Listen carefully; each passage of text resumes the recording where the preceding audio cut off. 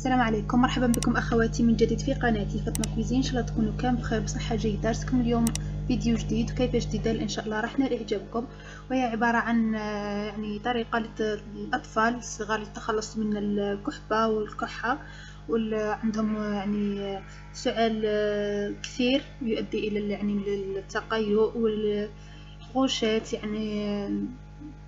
هذه الوصفة رائعة جدا، كانوا يستخدموها أمهاتنا بكري وقعدنا نحنا نستخدموها أيضا.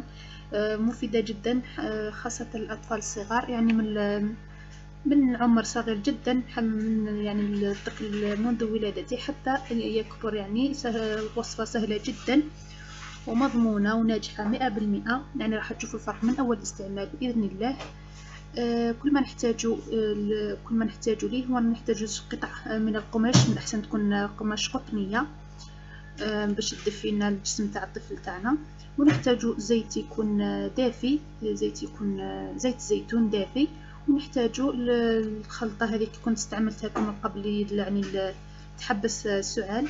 كنت درتها لكم فيديو سابق، نحطها لكم في فيديو في صندوق الوصف ان شاء الله. بالنسبه لزيت الزيتون ان شاء الله راح ندهنوا به، يكون دافي، راح ندهنوا به يكون سخون، لدرجه يتحملها الجسم تاع الطفل، يكون دافي 37 درجه 38 درجه. وبالنسبه راح ندهنوا به الصدر وظهر الطفل.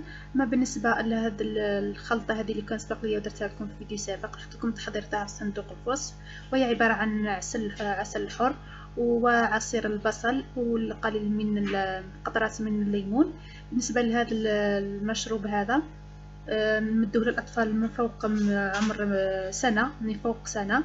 اما بالنسبه للاطفال تحت سنه فقط نعطيو لهم، نشربوا لهم زيت الزيتون او زيت السمسم. بالنسبه لزيت السمسم اذا شريتوه من الاسواق لازم تشريو زيت السمسم الاصلي، زيت الجلجلان اصليه تاع الاكل. قولوا لهم تاع الاكل، لانهم اذا قلتوا لهم عطيونا فقط زيت الجلجلان راح يعطيو لكم زيت الجلجلان ماشي طبيعي. قولوا لهم زيت الجلجلان للاكل باش يعطيكم اصلي. ولا تمدوا لهم عادي زيت الزيتون يكون دافي ايضا وتشربوه لهم عادي. اما بالنسبه للاطفال اللي عمرهم ما فوق السنه تعطيو لهم هذا الخليط اللي كنت حضرته معكم في فيديو سابق، نحط لكم ان شاء الله في صندوق الوصف.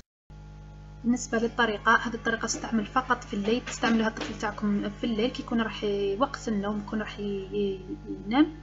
ديروا هذه الطريقه، تجيبوا الزيت الدافي، نقوم بدهن منطقه الصدر جيدا 5 مرات 6 مرات بالزيت الدافئ. ثم ناتي بهذيك المنديل يكون ايضا ندفيوه نسخنوه مليح على الدرجه يحتملها الجسم الطفل تاعكم. ثم نضعها على منطقة الصدر بعد اللي كنا قمنا بدهنها جيدا بالزيت الدافئ. ثم نفس الطريقة للظهر، أيضا نقوم بدهن الظهر جيدا بالزيت الدافئ. ثم أيضا نسخن القطعة القماش نضعها على الظهر، ثم نلبسه عادي البيجامة تاعو. ثم تضعي الطفل تاعك تعطينه، إذا قلت لكم إذا كان أقل من عام تعطينه فقط زيت الزيتون أو زيت السمسم. زيت السمسم لازم يكون يكون 100% طبيعي 100% للأكل، أو تعطينا زيت زيتون عادي.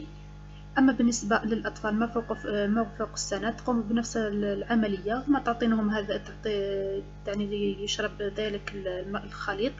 نحط لكم الرابط تاعو إن شاء الله في صندوق الوصف. ثم يغطى جيدا في فراشه، يغطى جيدا، في الصباح ان شاء الله راح تلاحظوا يكون بحال افضل، جد فعالة هذا الخلطة. نستعملها دائما لابنتي. اتمنى تنال رضاكم وتستفادوا منها ويريحوا الاطفال تاعكم من الكحة، خاصة الكحة هذيك الشديدة، السعال الشديد. وفي الاخير معليا غير نقول لكم داوموا على هذه العملية حتى بعد يومين 3 ايام راح تلاحظوا تحسن جيد جدا، احسن من ادويه الطبيب. وفي الاخير معلي نتمنى انكم اذا عجبكم هذه الوصفه ديروا لي جيم الفيديو، بارطاجيوه مع الاهل والاصدقاء ليوصل اكبر عدد من الامهات. في الاخير معلي غنقول لكم تهلاو في رواحكم، نتلاقاو في فيديو اخر ان شاء الله. السلام عليكم ورحمه الله تعالى وبركاته.